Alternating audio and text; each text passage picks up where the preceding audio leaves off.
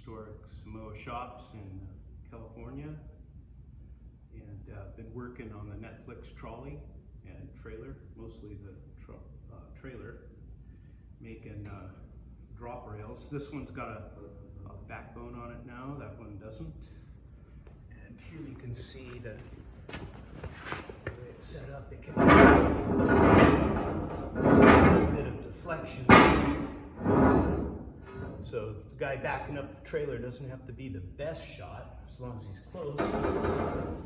And then there'll be a hole drilled through here and an all thread going from this side to that side, and then the same thing.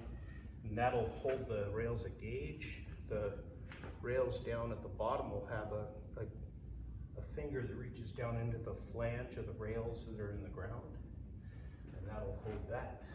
And then these just lift out like that. And I'm lifting just using my arms against my knees. So, and then they just go right in this rack right next to it. Slide it on in there.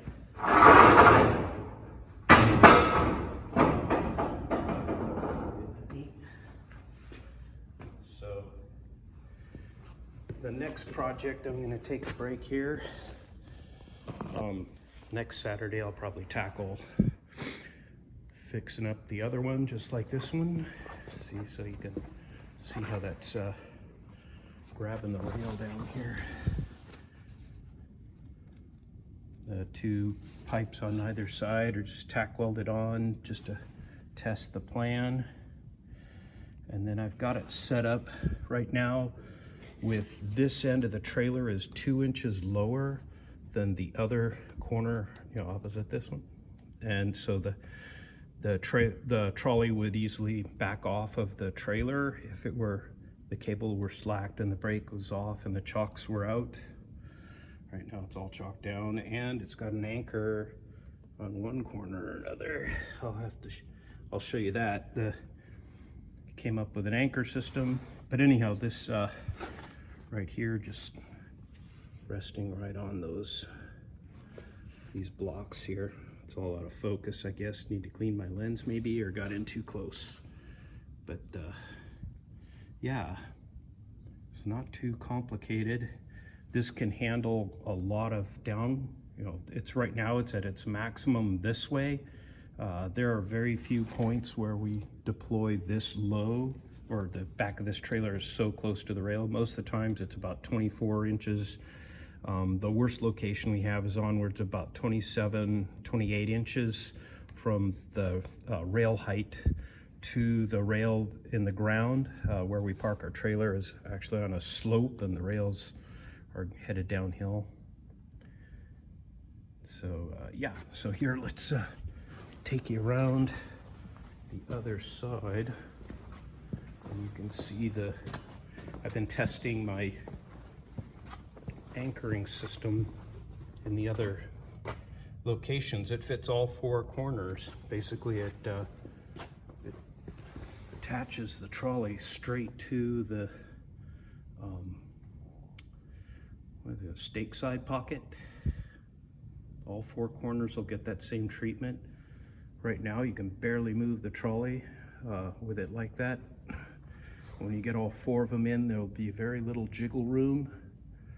And we'll still, the whole idea here was that a good chunk of the deployment on this is about a 50-foot trip from the storage place to setting it down on track.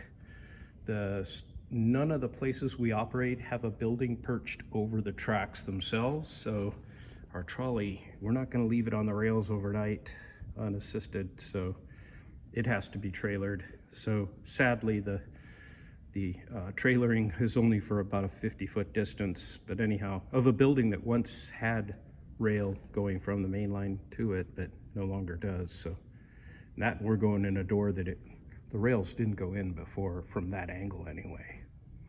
So yeah, the old, I think the historic Eureka Iron Works buildings, or what was Eureka Boiler Works for the longest time more recently, and is now just a storage facility.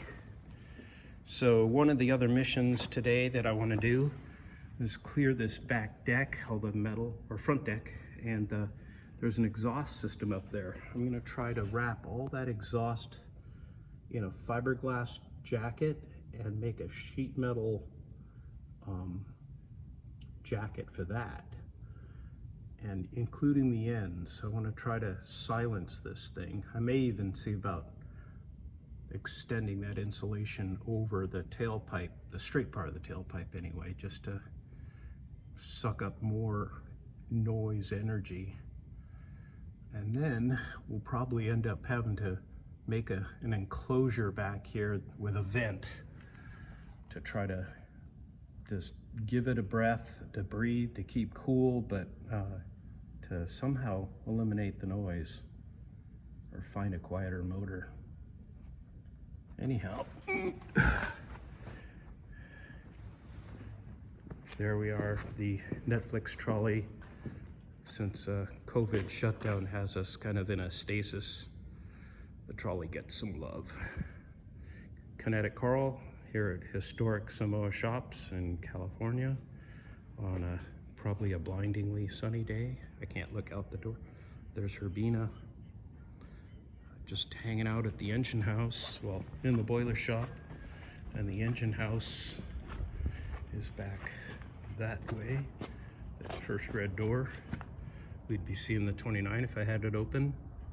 I didn't bother opening it today. Yesterday and the day before I had it wide open, but nobody, it was a ghost town here. Looks like it'll be the same. I thought if I leave it closed, then folks will show up wanting to get in. In that case, I'll open it, but anyhow, happy Monday, Labor Day. I'm laboring on Labor Day, but it's a labor of joy. Kinetic Coral here at historic Samoa Shops